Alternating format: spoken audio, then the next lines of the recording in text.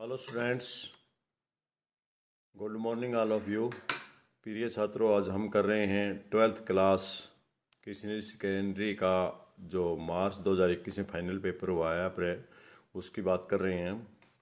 तो ये हमारा जो आप देख रहे हैं ये कोड ए है फाइनल एग्ज़ाम का अर्थशास्त्र का, और इस अर्थशास्त्र की हम आज आपको की बताने जा रहे हैं, इसका सोल्यूशन कर रहे हैं। तो देखिए, सबसे पहले इसके सामान्य निर्देश, और ये कोड ए है आपका जो रेगुलर क्लास है उनका पार्ट सेकंड, और पार्ट सेकंड जो आपका 40 नंबर का ऑप्शन टाइप आता है उसको हल करने का प्रयास करेंगे। सबसे पहला प्रश्न आपका वह निम्नलिखित में से कौन सा व्यष्टिगत अर्थशास्त्र का अध्ययन है। तो इसमें जो पहला है वो है राष्ट्रीय आय, ये नहीं है, ये समष्टिगत का है। दूसरा ऑप्शन है वो है आपका समग्र मांग, ये भी नहीं है। और तीसरा आपका है वो व्यापार चक्कर, ये भी नहीं है। तो इसका मतलब मांग का सिद्धांत है, ये हमारे पास बच गया। तो ये हमारा जो मांग का सिद्धांत है ये हमारा इसका सही उत्तर है। इसके बाद प्रश्न नंबर 2, गिब्बन वस्तु की स्थिति में मांग वक्र का ढलान होता है, घनात्मक होता है? बिल्कुल घनात्मक होता है, क्योंकि सामान्य वस्तुओं का ऋणात्मक होता है तो गिब्बन वस्तुओं का घनात्मक होता है। ऋणात्मक नहीं होता, ये उत्तर इसका गलत है। और ओ एक्स के समांतर होता है, ये भी गलत है। और इसके अलावा जो आपका दिया है ओ वाई के समांतर, ये भी आपका गलत है। इसके बाद आपका प्रश्न नंबर 3, केन्स की विचारधारा किसकी वकालत करती है? केन्स की विचारधारा किसकी वकालत करती है? मिश्रित अर्थव्यवस्था की। और दूसरा है अर्थव्यवस्था पर सरकारी नियंत्रण की। तीसरी मुक्त अर्थव्यवस्था की। और चौथा है उपरोक्त सभी। तो छात्रों, मुक्त अर्थव्यवस्था की केन्स की धारा नहीं करती, ये तो सिर्फ मिश्रित अर्थव्यवस्था करती है। तो इसलिए इसका ऑप्शन हमारा ए उत्तर सही है इसका। इसके बाद आपका यदि सीमांत उपभोग प्रवृत्ति एमपीसी 1 है, एमपीसी कितनी है? 1 है, तो आपका गुणांक क्या होगा? आपको पता है छात्र, जब हमारी एमपीसी 1 होती है तो अनंत होता है।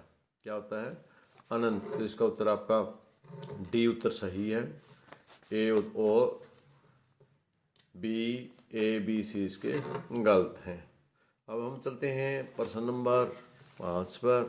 प्रश्न नंबर 5 हमारा क्या है? भारतीय रिजर्व बैंक की स्थापना किस वर्ष हुई? बिल्कुल सीधी सी बात, 1935 में हुई थी। हमने शिक्षा पाठ पढ़ाते समय आपको बताया भी था। तो इसके अलावा बाकी जितने भी ऑप्शन हैं आपके सभी गलत हैं। इसके बाद इनमें से कौन, जो प्रश्न नंबर 6 है, ये है आपका इनमें से जो नीचे दिए गए हैं इनमें से कौन सा कर है वो प्रत्यक्ष कर है? सीमा का शुल्क है? ये नहीं हो सकता, क्योंकि सीमा का शुल्क उसमें मिला करके आपको लिया जाता है। काराखात और कारापात अलग अलग लोगों पर होता है। इसी प्रकार बिक्री कर भी उत्पादन के समय या बिक्री कर उत्पादन बेचते समय जो सेलर है उसको मिक्स करके आगे ले लेते हैं, यानी कारापात और काराघात अलग अलग है। उत्पादन शुल्क भी नहीं है, आयकर है। तो आयकर हमारा इसका ऑप्शन सही है। ये हमारे 3 ऑप्शन इसके लिए ए बी सी गलत है।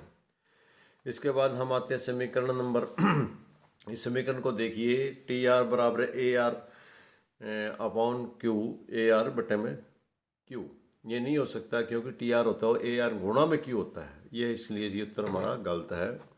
अगला अगर ए आर बराबर है एम आर बटे क्यू, ये भी गलत है, क्योंकि ए आर निकाला ऊपर टी आर होता है, ये भी हमारा गलत है।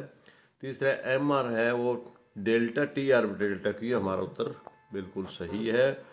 और इसके अलावा ये आपका जो अगला क्वेश्चन है आपका, ये भी आपका जो अगला ऑप्शन है ऑप्शन डी, ये भी आपका गलत है, क्योंकि ए आर निकालते हैं तो टी आर बटे क्यू होता है।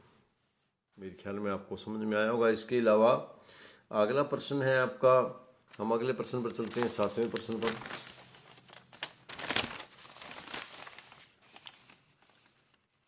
हमारा 7 प्रश्न हो चुके, 8वां प्रश्न हम हल करते हैं। एम क्यू, बहुत आसान से एम क्यू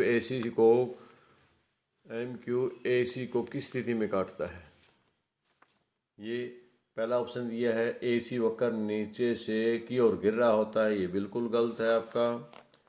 इसके बाद ए सी वक्र ऊपर की ओर उठ रहा होता है, काटता है, ये भी गलत है, क्योंकि हम बात एमसी की है। एमसी को न्यूनतम होता है, एसी न्यूनतम होता है, ये बिल्कुल ठीक था। जब न्यूनतम होता है तब उसको काट करके ऊपर निकल जाता है, और इनमें से कोई नहीं, ये भी आपका गलत है। फिर इसके बाद हम आते हैं प्रश्न नंबर 9 पर। पूर्ण प्रतियोगिता में फर्म के संतुलन की स्थिति होती है जब एम सी बराबर एम आर, या एम सी बराबर एम आर, या एम सी बराबर टी सी, या ए सी बराबर ए आर। इनमें से आपने ऑप्शन देखना है कौन सा है। तो इनमें से आपका ऑप्शन पूर्ण प्रतियोगिता की स्थिति में एम सी बराबर टी आर के बराबर होता है, न कि एम। इनमें कन्फ्यूज मत होना छात्रों, ये देखो ये तो हो ही नहीं सकता, क्योंकि एम सी और टी सी बराबर, ये नहीं हो सकता, ये नहीं हो सकता। कन्फ्यूज इनमें होने वाली बात है। इनमें ये टी आर नहीं होता, ये टी आर नहीं होती। टी आर का मतलब टोटल रेवेन्यू, और एम सी का मतलब मार्जिनल कॉस्ट, लेकिन ये है मार्जिनल कॉस्ट और मार्जिनल ही रेवेन्यू। तो हमारा ऑप्शन बी ठीक है। बिल्कुल समझ में आ गया होगा मेरे ख्याल में। आपने यहाँ थोड़ी सी कन्फ्यूजन थी, बाकी वो ज़्यादा नहीं थी। यदि आपने अच्छे से किया है तो आपको कन्फ्यूज की कोई ज़रूरत नहीं है, कन्फ्यूजन होने की। इसके बाद जो अगला प्रश्न है, प्रश्न नंबर 10, वो है निम्नलिखित में दोहरी गणना की समस्या कौन सी विधि में होती है। ये वह विधि में नहीं होती, क्योंकि दोहरी गणना करते समय हम उत्पादन को गिनते हैं, तो आय विधि में भी नहीं होती, तो ये हमारी उत्पाद विधि में होती है। इसलिए इसका उत्तर रहेगा आपका सी। इसके बाद आइए प्रश्न नंबर 11 पर। प्रश्न नंबर 11 क्या है आपका, इसको और हम देख लेते हैं। निम्नलिखित में से कौन सी गैर कर प्राप्ति है। उपहार कर कर है, वाक्य में गैर प्राप्ति कर नहीं है। ये बिक्री कर भी कर है। उपहार और ग्रांट, ये इसका उत्तर सही है, क्योंकि उपहार और ग्रांट होते हैं, कर नहीं होते, कर के अलावा दूसरे हैं। तो इसके लिए ये भी हमारे बाकी से इसके छोड़ करके बाकी सारे उत्तर ए, बी और डी गलत हैं, और हमारा सही उत्तर है वो सी है। इसके बाद जो अगला प्रश्न है, वो भुगतान संतुलन हमेशा होता है, प्रतिकूल होता है, अनुकूल होता है, संतुलित होता है। इनमें से कोई नहीं। भुगतान संतुलन हमेशा संतुलित ही होता है, क्योंकि हमको मुझे यदि प्रतिकूल है तो घाटे की व्यवस्था के द्वारा, अनुकूल है तो उसे हमें उसका अपने फेवर के में क्लियर कर लेते हैं। यानी जो बाद में बैलेंस होता है, क्रेडिट और डेबिट होते हैं, हमेशा इसके बराबर होते हैं। इसके बाद आइए हम प्रश्न नंबर 13 की बात कर लेते हैं।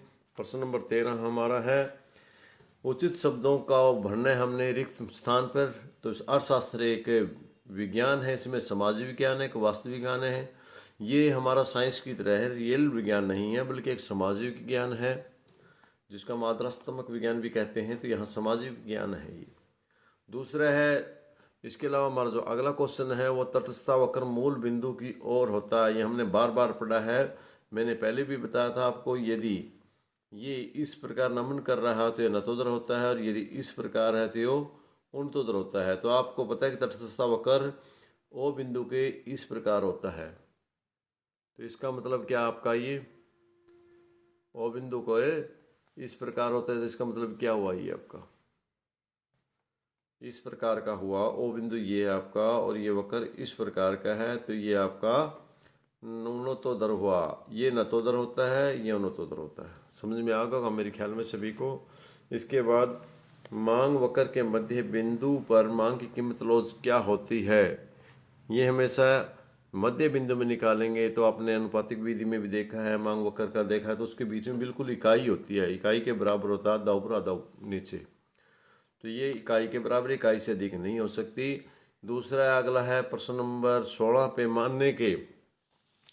पैमाने के प्रतिफल एक धारणा है। कारक के प्रतिफल व अल्पकालीन धारणा होती है, लेकिन यहाँ पैमाने की बात है तो ये दीर्घकालीन धारणा है। तो इसका उत्तर आपका क्या रहेगा, दीर्घकालीन। इसके बाद हम चलते हैं प्रश्न नंबर 17। प्रश्न नंबर 17 का हम देख लेते हैं। 17 औसत लागत वक्र होता है, कैसा होता है, सीधी होता है, यू। बिल्कुल आसान सी बात थी, यू आकार का होता है। ये तो आपको पता है, क्योंकि हमारा ये वक्र इस प्रकार का होता है, तो ये यू आकार का ही है। आपको पता है कि आपने जब भी किया है तो आपने इस प्रकार का बनाया है, तो ये यू आकार का है। इसके बाद आपका औसत आय प्रति इकाई उत्पादन की, एक इकाई की यदि उत्पादन है वो क्या होती है, उसकी कीमत होती है, लागत नहीं, कीमत होती है। जो औसत इकाई की उत्पादन जो होती है उस पर वो कीमत होती है। औसत आय, यहाँ आय शब्द जुड़ा है, औसत आय जुड़ने के कारण यहाँ कीमत शब्द आया आपका। इसके बाद सामान्य लाभ की अवस्था में, सामान्य लाभ कब होता है, जब टी आर और टी सी बराबर होते हैं। तो इसलिए हमारा उत्तर कौन सा आएगा, 19वें प्रश्न का उत्तर आएगा हमारा, जहाँ पर हमारा ये दोनों बराबर हैं, टी आर टोटल रेवेन्यू और टोटल लागत और टोटल आय बराबर है, तो इस पे हमारा सामान्य लाभ होता है। प्रश्न नंबर 20, प्रश्न नंबर 20 है, खालिस्तान की पूर्ति बेलोसदार होती है। हमारे पास ऑप्शन दो हैं, एक ऑप्शन है दूध और दूसरा है कपड़ा। तो यहाँ कपड़ा है, उसके लिए तो हम थोड़ा सा कम भी कर सकते हैं, उसको लोसदार भी हो सकता है, लेकिन दूध है वो बेलोसदार है। कपड़े की अपेक्षा दूध ज़्यादा बेलोसदार, तो हमारा उत्तर रहेगा दूध। कीमत विभेद खालिस्तान बाजार की अवस्था में संभव है। कीमत विभेद पूर्ण प्रतियोगिता में हम नहीं कर सकते। कीमत विभेद कब किया जा सकता है, कीमत विभेद एकाधिकारी की अवस्था में ही कर सकते हैं, जब एकाधिकार हो तो ही हो सकता है। इसके बाद विश्व महामंदी का वर्ष कौन सा था। अगला प्रश्न हमारा, विश्व महामंदी का वर्ष 1929 था, 1942 था, ये बिल्कुल 1929 था, आपको अच्छे से याद है। इसके बाद बाजार कीमत की सकल घरेलू, बाजार कीमत की सकल घरेलू उत्पाद जीडीपी, बाजार कीमत पर शुद्ध घरेलू उत्पाद खालिस्तान प्लस क्या होता है, क्योंकि यहाँ देखिए दोनों बाजार हैं, यहाँ भी बाजार कीमत है और यहाँ भी बाजार कीमत है, लेकिन यहाँ सकल घरेलू उत्पाद है और यहाँ शुद्ध है। तो सकल और शुद्ध में क्या अंतर, किसका अंतर होता है, गिसावट का। तो आपका इसका अंतर गुसावट व्यय। इसके बाद आइए प्रश्न नंबर 24। प्रश्न नंबर 24 में आपका क्या है, प्रश्न नंबर 24 है आपका, खालिस्तान अवस्था में वस्तुओं के बदले वस्तुओं का निर्माण होता है, यानी वस्तुओं का बदले और वस्तुओं का लेना देना किस में होता है, वस्तु विनिमय में। और इसके अगला प्रश्न है, भारत में 1 रुपए के नोट खालिस्तान द्वारा जारी किए जाते हैं। तो बच्चों आपको पहले भी पता है कि जो रिजर्व बैंक है वह 2 रुपए से लेके ऊपर के सारे नोट छापता है, लेकिन 1 रुपए के नोट और सिक्के कौन जारी करता है, केंद्रीय सरकार जारी करती है, इसलिए आपका केंद्रीय सरकार उत्तर रहेगा। इसके बाद अगला प्रश्न, प्रश्न नंबर 26, तो एग्रीगेट सप्लाई अधिक है एग्रीगेट डिमांड से, तो अर्थव्यवस्था में वस्तुओं और सेवाओं की पूर्ति की प्रवृत्ति की उनकी मांग से खालिस्तान होगी। तो उत्तर हमारे पास अधिक या कम, यहाँ बात है पूर्ति की, पूर्ति जब हमारी एग्रीगेट डिमांड से ज़्यादा है, तो इसका मतलब ये इकाई से इससे ज़्यादा होगी, मांग से अधिक होगी पूर्ति। यहाँ पूर्ति की प्रवृत्ति पूछे कि मांग से क्या होगा, तो इससे ही पता चलता है कि ये अधिक होगी। इसके बाद प्रश्न नंबर 27 देखिए, प्रश्न नंबर 27 है, रिक्त स्थान एक अप्रत्यक्ष कर का उदाहरण है। तो यहाँ हमारे पास दो ऑप्शन है, एक सीमा शुल्क है और दूसरा उपहार कर है, इनमें से कौन सा आएगा।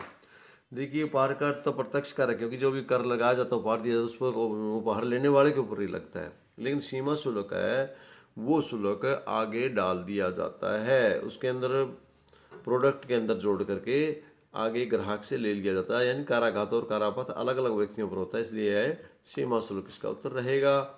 इसके बाद प्रश्न नंबर 28, जब निर्यात का मूल्य आयात के मूल्य से अधिक होता है तब व्यापार क्या होता है। यहाँ निर्यात ज़्यादा है, देखिए निर्यात ज़्यादा है आयात से, निर्यात ज़्यादा है आयात से ज़्यादा होते हैं तो हमारा अनुकूल होता है, और जब आयात निर्यात से ज़्यादा होता है तब प्रतिकूल होता है। अब आते हैं सही गलत के बारे में। प्रश्न नंबर 29 है, पूर्ति स्टॉक से अधिक हो सकती है, पूर्ति स्टॉक से अधिक हो सकती है। बच्चों जो पूर्ति है वो स्टॉक का एक हिस्सा होती है, स्टॉक में से ही पूर्ति को पूरा किया जाता है, इसलिए स्टॉक पूर्ति से अधिक नहीं हो सकती, इसलिए आपका ये फाल्स रहेगा।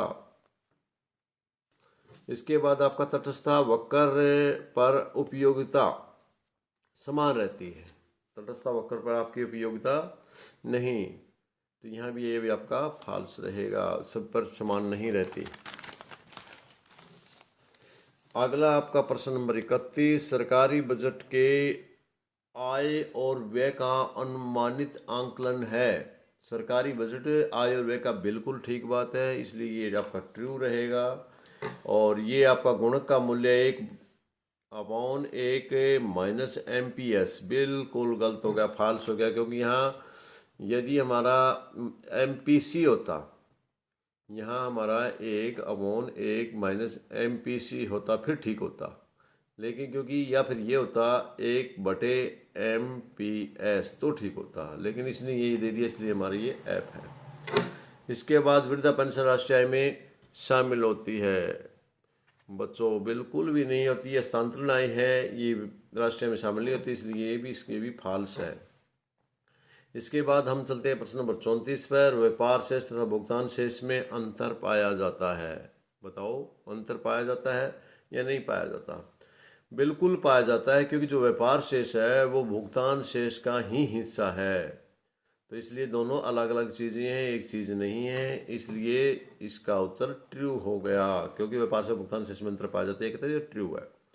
बैंक, अगला प्रश्न हमारा, बैंक दर वह दर है जो बैंक सरकार को ऋण देने पर लेती है। बिल्कुल गलत है बच्चों, बैंक दर वह होती है जो रिजर्व बैंक दूसरे बैंकों को ऋण पर लेती है, इसलिए ये फाल्स हो गया, सरकार से नहीं बल्कि बैंक दर वह दर होती है जिस दर पर बैंक रिजर्व बैंक से ऋण लेते हैं। इसके बाद प्रश्न नंबर 36, व्यष्टिगत अर्थशास्त्र तथा समष्टिगत शास्त्र में कोई संबंध नहीं है। व्यष्टिगत और समष्टिगत शास्त्र में बच्चों संबंध है, क्योंकि दोनों एक ही सिक्के के पहलू हैं। व्यष्टिगत शास्त्र को मिलाकर ही समष्टि, और समष्टिगत की इकाइयां ही तो व्यष्टिगत हैं, इसलिए ये आपका ऑप्शन क्या रहेगा? संबंध नहीं है, संबंध है, इसलिए क्या रहेगा? फाल्स रहेगा। इसका उत्तर क्या रहेगा? फाल्स।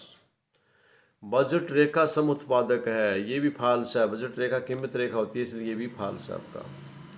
और घटते प्रतिफल के नियम कृषि पर लागू नहीं होता, बिल्कुल गलत है, कृषि पर तो सबसे पहले लागू होता है, इसलिए भी फाल्स है। इसके बाद एकाधिकारी में फर्म तथा उद्योग में अंतर समाप्त हो जाता है। एकाधिकारी फर्म में, क्योंकि एकाधिकारी में उद्योग भी वही होती है और फर्म भी वही होती है, समाप्त हो जाता है, इसलिए ट्रू है। और सेवा कर एक अप्रत्यक्ष कर है। सेवा कर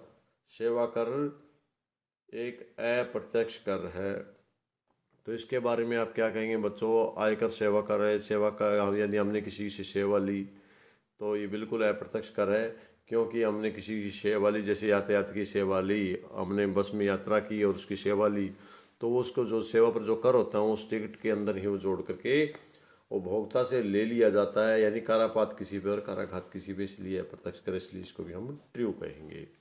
तो ये थे आज के आपके ए सेट के जो पेपर आपका 2022 अप्रैल को हुआ है, 2022 में अप्रैल को हुआ है, उसका सॉल्यूशन था मैंने मेरे हिसाब से कोशिश की है। यदि त्रुटि रही गई है तो उसके लिए आप मैं क्षमा प्रार्थी हूँ, और कहीं से उसका मिलान मेरे हिसाब से मैंने इन उत्तरों को देने का प्रयास किया है। बच्चों अपने परीक्षा में आने वाले अंकों का आप इससे अंदाज़ा लगा सकते हैं। इसी के साथ आपसे बच्चों का बहुत बहुत धन्यवाद।